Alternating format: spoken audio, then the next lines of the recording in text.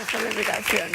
Bienvenida, bienvenida. Bueno, la semana pasada, más concretamente el martes 30 de abril, Juan Guaidó liberó de su arresto domiciliario, indultó a Leopoldo López, ¿verdad? Y luego dio la impresión de que ellos dos estaban esperando a que las fuerzas militares les apoyasen, lo que no ocurrió. ¿Cómo viste todo esto? ¿Dónde estabas? ¿Te sorprendió? Bueno, estaba aquí en Miami. Sí me sorprendió porque todos esperábamos, o parecía desde por la mañana, ¿verdad?, que iba a ser el día definitivo. Sí. Y que era algún plan que estaba bien organizado y que iba a ser ejecutado. Las cosas, como todos hemos visto, se torcieron. Yo creo que hubo un poco de precipitación, ¿no? Yo también. Me parece que hubo precipitación. Hay quien dice que fue por voluntad de Leopoldo, que se quiso precipitar. He escuchado esas críticas. Dicen que no debieron indultar y exhibir a Leopoldo tan tempranamente, antes de que el movimiento hubiera triunfado. Antes de que hubiera triunfado. Pero también es cierto, según fuentes, ¿no?, que hubo traiciones, o sea, gente que jugó a dobles agentes, ¿no?, dentro de las fuerzas militares. Tú eres el que tiene muy buenas fuentes, pero creo que hubo también traiciones. Así que fue una mezcla de factores que desafortunadamente pues hicieron que no cuajara el plan. Sí, sí. Dicen que efectivamente Padrino, que estaba conversando con Washington en inglés, además, porque habla inglés. Sí, porque él vivió aquí, claro. Sí, sí. Quizá lo hacía como doble agente para al mismo tiempo informar a los cubanos y a Maduro. En cualquier caso, no toda la oposición venezolana quiere a Leopoldo López, ¿no, Rosa? Porque en estos últimos días he registrado yo muchas críticas. Muchas críticas ha habido en estos últimos días, definitivamente. Y la crítica, yo creo, fundamental es la precipitación. Sí. Que se precipitó porque creía que lo tenía todo atado, ¿no? Sí, y un afán de estar en la foto él, ¿no? Bueno, eso siempre lo ha tenido, eso es la verdad, ¿no? Es decir, él le encanta los papeles protagónicos, definitivamente, ¿no? Guaidó, en cambio, es un hombre mucho más moderado, ¿no? Más humilde en su forma de manifestarse. Pero era el momento de Guaidó y no de Leopoldo, ¿verdad? O sea, primero había que asegurarse del éxito del movimiento, de la rebelión. Bueno, yo creo que era, vamos a ver, era un factor, el sacar a Leopoldo era un factor de atracción. Era como decir de las masas, ¿no? Era como decir, esto va hacia adelante porque, miren, Leopoldo está liberado. Sí. Así que era una forma de atraer realmente a las masas a que salieran a la calle. Sí, ¿no? fue un golpe de efecto. Un golpe de efecto, que duró poco, duró lo que duró el día, porque al final del día ya Leopoldo se refugiaba en la Embajada de Chile. ¿Por qué no se quedó en esa embajada? Bueno, pues eso realmente yo no lo sé. Lo que sabemos es que después fue a la embajada. Puede que un factor sea que su padre es español, ¿no? Sí, o sea, que ha adoptado la nacionalidad española y, por cierto, que va a ir como candidato, creo, en una de las elecciones del Partido Popular. Del Partido Popular, las elecciones al Parlamento Europeo, que son ahora próximamente. 26 de mayo. El día 26 de mayo. Entonces, probablemente ese fue un factor definitivo, ¿no? También que en la Embajada de Chile, según me cuentan, ya había 2 familias refugiadas. Entonces, ya no había muchos dormitorios ni camas. Toda la familia López. Efectivamente. Ahora, ¿qué sabes tú de cómo ha reaccionado el gobierno socialista de Pedro Sánchez, el embajador en Caracas, Jesús Silva, ante la presencia, supongo que inesperada para ellos, de Leopoldo y su familia? Bueno, lo que sabemos es lo que ha manifestado el ministro de Asuntos Exteriores español. Lo que ellos dicen cuando hizo las declaraciones de que esperaban que Leopoldo no convirtiera la embajada española en un centro de activismo político, ¿no? Todos conocemos esas declaraciones.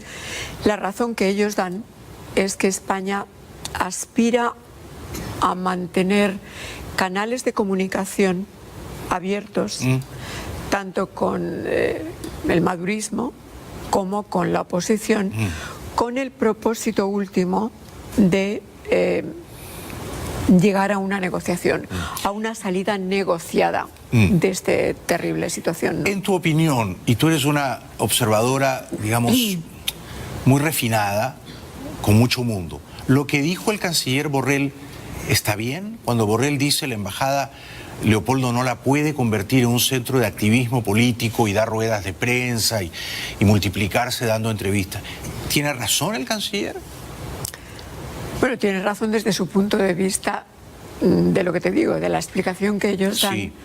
de querer mantener los dos canales abiertos, y dicen que eso, que si se convierte en un centro de activismo Sí. de la oposición, lógicamente les cierra el canal que aspiran a tener abierto con el madurismo. Desde mi punto de vista, no deberían haber ido, esto ya es personal, Sí. ¿no? Una opinión personal, no deberían haber ido tan extremados a cortar todo tipo de declaraciones. Sí, a mí me sonó como una frase un poco excesiva o injusta, ¿no? Sí, porque tenían que haber esperado y quizá decir, bueno, hombre, que no se convierta en un show, Claro, en un circo. claro. Pero dar una opción a que pueda hacer entrevistas o que pueda Claro, hacer... porque de otro modo, Rosa, ocurre que Maduro le prohibía a López dar entrevistas en casa de López, donde estaba bajo arresto domiciliario. Sí, se y están ahora- equiparando. Parece Sí. que los españoles están haciendo lo mismo. Borrell le Esa dice, es la sensación. claro, usted no puede dar entrevistas, tiene que mantenerse callado, no suena bien. No suena bien, no suena bien.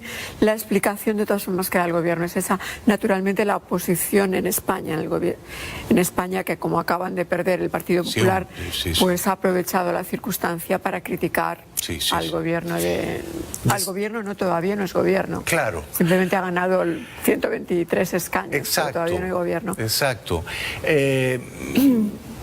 Es de presumir que Pedro Sánchez pactará nuevamente con Podemos, con Pablo Iglesias. Ese es otro factor. Sí. Ese es otro factor y me alegro que lo saques, ¿no?, a colación, porque una de las razones por las que Venezuela está en el centro de la futura formación de gobierno en España es precisamente porque Pedro Sánchez prácticamente no tiene otra opción Claro. que pactar, si no permanentemente, sí coyunturalmente con Podemos. Sí, con y ya Iglesias. sabemos todos que Podemos es chavismo, ¿no? Sí, sí.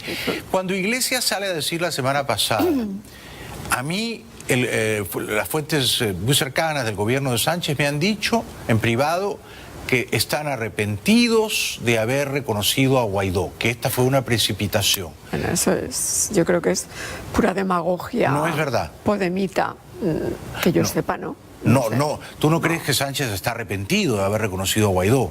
Yo no creo. Yo tampoco. No, yo creo que Sánchez ha optado por la vía de la moderación. Sí. Porque si algo podemos sacar de las elecciones recientes españolas es que ha triunfado la moderación. Los dos partidos extremistas, tanto de la derecha como la izquierda, no han conseguido votos. De hecho, Podemos, el chavismo español, se ha hundido, ha perdido casi la mitad de votos, ¿no? Sí. De 70 y pico a 42. Exacto. Eso da la medida. Así es que, aunque Sánchez se ve obligado a negociar con Podemos, y ahí está Venezuela en el centro, Sí. Ciertamente Podemos va a negociar o va a pactar como un mendigo político. ¿Y por Que no es qué, lo mismo. ¿Por qué Leopoldo no puede pedir asilo político en la Embajada de España? Esto a mí me sorprendió. Bueno, como te comenté el otro día, es porque la legislación española establece que el asilo político solo se puede... Es un asilo que se llama territorial. Sí. Que solamente es cuando uno lo puede pedir en el país, En el territorialmente país. en España. La No en una teoría, embajada. no en una embajada, la teoría, según ha dicho el propio Borrell, es que entonces Todo las el mundo embajadas pediría. del mundo entero se iban a llenar de personas Pero- que tocan a la puerta y dicen, quiero ser Pero asiliado. como tú bien sabes, la mayor parte de las embajadas del mundo libre sí permiten que una persona entre y pida asilo en la embajada. Lo hizo Julian Assange en la Embajada de Ecuador en Londres. No todas, yo no creo que sean todas las embajadas del mundo. No lo sé. No digo todas, pero yo he visto muchísimos casos de perseguidos políticos que entran en una embajada y piden el asilo en la embajada y desde allí son llevados al aeropuerto con un salvoconducto. Sí, es probable. Yo no estoy defendiendo si es bueno o malo. Simplemente lo que te es lo digo que es que es. simplemente es lo que es la legislación española y es la razón que dio él, ¿no? No sé. ¿Leopoldo estaba mejor en su casa o en la Embajada de España? Hombre, creo que tiene, a lo mejor está más cómodo en su casa, Yo ¿no? digo que se hubiera quedado en su casa. Está Y más si no le cómodo. van a dejar dar entrevistas, mejor se hubiera quedado en casa.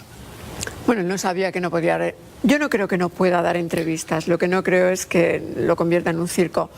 Pero obviamente el asilarse en una embajada es parte de avanzar el plan de derrocar a Maduro, ¿no? Entonces no podía seguir en el status quo, ¿no? Pero salir ese martes temprano diciendo hoy es el día final, todos a las calles, hoy cae la dictadura, y terminar a medianoche en la Embajada de España, claro, da la impresión de que es un revés. Todo da la impresión de que ahí hubo muchos factores, pero el hecho es que el plan no fructificó. No fructificó. Como se parecía que iba a fructificar por la mañana, ¿no? Y entonces, pero yo creo que es el comienzo, o sea, ya no hay vuelta atrás. Esto, no sé lo que piensas, pero a mí me da la sensación de que en Venezuela ya no hay vuelta atrás, de que el madurismo tiene los días contados. Sí, estoy de acuerdo. De que Maduro, en eso estoy de acuerdo con Pompeyo, de que Maduro manda pero no gobierna. Claro. No tiene el respeto de la gente, le temen unos pocos todavía. Tal cual. Pero no tantos, sí, ¿no? Sí. Entonces tienen los días contados. Sí. Es solo un figurón, es un fantoche, no tiene poder real, el pueblo lo repudia, y yo creo que en privado los militares también quisieran deshacerse de él. Probablemente. Daría cualquier cosa por saber qué está ocurriendo, ¿no? Entre los 123.000, por cierto, es un ejército enorme el venezolano, ¿no? Enorme. 123.000. Enorme. De los cuales más de 2.000 son generales. Yo creo que no hay ningún ejército del mundo que donde hay más de 2.000 generales. Sí. ¿Y tú crees, antes de ir a la pausa, Rosa, tú crees que Pompeo, no sé Trump, pero Pompeo, tiene ganas de entrar en Venezuela, aunque sea entrar y salir rapidito, pero una escaramuza, hacerles un daño, arañarlos un poco, capturar a 2 o 3 narcotraficantes, o no lo van a hacer? Bueno, yo en eso, si tenemos que ir a la pausa, quizá te lo diga después con más tiempo, ¿no? Pero mi opinión es que a Trump, y por supuesto Pompeyo trabaja para Trump, está hablando mucha demagogia, mucha retórica muy fuerte, pero lo cierto es que su interés es más bien de tipo electoral, porque si hubiera querido intervenir ya lo hubiera hecho, por una parte. Por otra parte, es muy complicada. La realidad es que aunque todos queremos que se resuelva pronto la situación de Venezuela, pero lo cierto es que una intervención militar sería muy complicada. ¿Qué sería? Número uno, sería enfrentarse a Rusia, sería una segunda guerra fría en un escenario venezolano. ¿Por qué? Porque aquí lo que se está jugando en realidad es que están jugando en el tablero internacional. Venezuela está en medio de un juego, de un rejuego político entre Estados Unidos y Rusia, por una parte. Y en ese rejuego político no creo que a ninguna de las partes les interese entrar en un conflicto armado. Pero por otra parte, ¿cómo podría ser? ¿Un bombardeo de Caracas? O sea, técnicamente, ¿cómo sería una intervención? Yo puedo contestar esa pregunta después de la pausa, pero... Yo estoy segura que tú sabes hacerlo. No, bueno, hay opciones que no impliquen una invasión militar convencional con 30.000 hombres en tierra. Recuerda cómo entraron y salieron con Bin Laden de Pakistán. Dicen que hoy en Finlandia, básicamente lo que Pompeo le dice a Lavrov es: ustedes se quedan con Ucrania y nosotros nos quedamos con Venezuela. Ustedes no se metan en Venezuela. Eso es probable, por lo que te digo, por el tablero geopolítico internacional, que es lo que están jugando. Tiene sentido con lo que tú dices. Sí. Y para Rusia sería una victoria si los americanos les dicen: ya, Ucrania se la pueden fagocitar, hagan con ella lo que quieran, pero dejen de incordiarnos en Venezuela. Ahora, ese dejen de incordiarnos implica que Estados Unidos se va a implicar, valga la redundancia, no necesariamente, militarmente, no creo. No necesariamente. No creo. Yo creo que están apostando a una salida negociada también. Sí. Definitivamente. Bueno, seguimos con esto que es fascinante después de la pausa. Regresamos en 2 minutos con Rosa Townsend. Si de verdad Estados Unidos en algún momento pronto va a usar la fuerza militar, aunque sea de un modo selectivo y muy quirúrgico, para propiciar la caída final del dictador Maduro. Yo le contaba que ayer en Bogotá, amigos periodistas, columnistas de opinión, gente bien informada, todos estaban en contra de la intervención militar de Estados Unidos. No digamos ya de Colombia o de Brasil, eso les parecía absolutamente inconcebible, pero me decían: Estados Unidos no debe entrar, sería una catástrofe, es fácil entrar, es difícil salir. Y me decían esto otro: si entran y triunfan y propician la caída de Maduro y el advenimiento de las libertades. Se tienen que quedar un tiempo luego, pero de cara al futuro, a los próximos años, el chavismo, que será una cosa, un residuo, un partido en escombros, pero un remanente, dirá: el imperio nos invadió. Le da la razón a ellos, claro. Claro, entonces les das ese argumento, ¿no? Para que ellos luego digan, efectivamente, nosotros les dijimos, iban a entrar, nos iban a robar el petróleo y se metieron, y Guaidó es un títere de Washington. Esta era la visión de Bogotá. ¿Tú la compartes? Yo comparto en parte esa visión, pero como te decía antes de la pausa, es que logísticamente hay dos aspectos aquí. Uno, que yo creo que el presidente Trump desafortunadamente lo está usando de manera electoral, porque hay muchísimos votos en el sur de la Florida. Sí. Y bueno, la pasión que todos tenemos porque se solucione lo de Venezuela hace que muchas personas emocionalmente, particularmente venezolanos, y tengo grandes amigos venezolanos, quisieran ver esto solucionado cuanto antes. Y la opción militar les parece una opción. Yo me lo planteo desde un nivel de vista pragmático, ¿no? Logísticamente, como decían tus colegas en Bogotá, se entra, pero ¿cómo se sale? ¿Y cómo se hace la operación? No se puede hacer de forma quirúrgica como en Pakistán se hizo con Bin Laden, ¿no? Eso por una parte. Y por la parte puramente política de Estados Unidos, yo creo que el presidente Trump quiere mantener el status quo, hablando fuerte con respecto a Venezuela, diciendo que tiene todas las opciones sobre la mesa, un poco como un juego psicológico contra Maduro, pero yo creo que aspirando más bien a una solución, a una salida negociada, por una parte. Por otra parte, vamos a decir que interviene.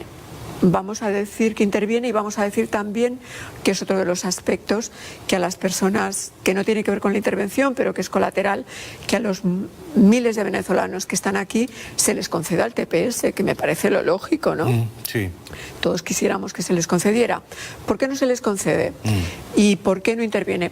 Porque no nos olvidemos que aunque desde un punto de vista puramente electoral, que Trump consiguiera los votos venezolanos y cubanos del sur de la Florida interviniendo, pero perdería millones de votos de su base de votantes que están en otros estados rurales, y que no nos engañemos, que no quieren al inmigrante. La mayoría de los votantes del presidente Trump son anti-inmigrantes, particularmente anti-hispanos.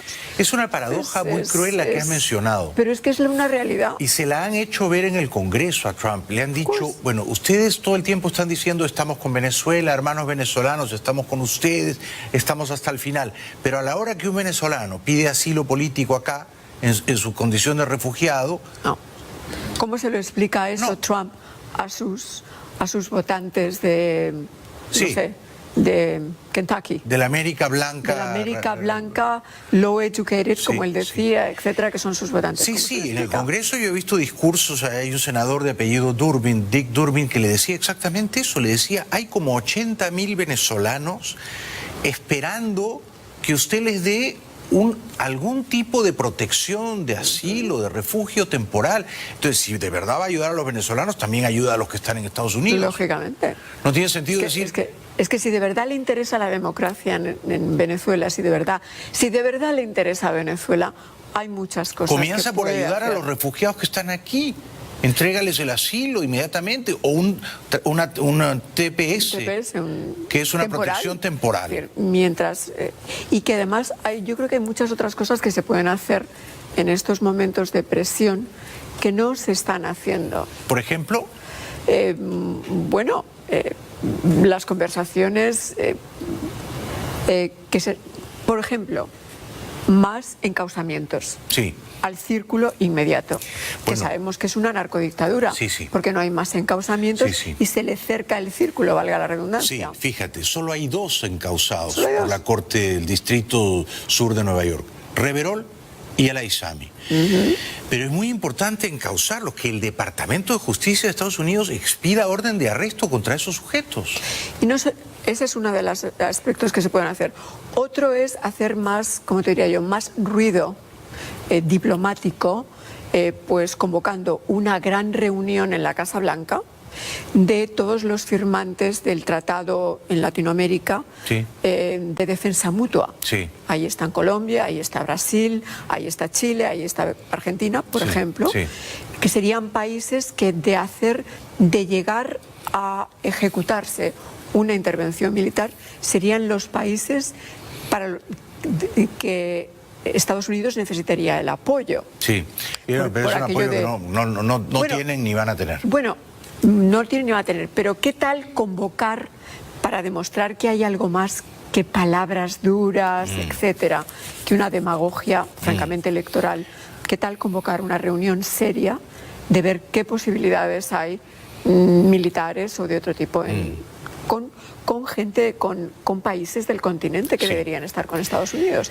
Eso no lo ha hecho el presidente. No, se apuesta mucho al lento desgaste, al progresivo deterioro de la dictadura, a la erosión que... Pero llevamos 20 años, ¿eh? Sí.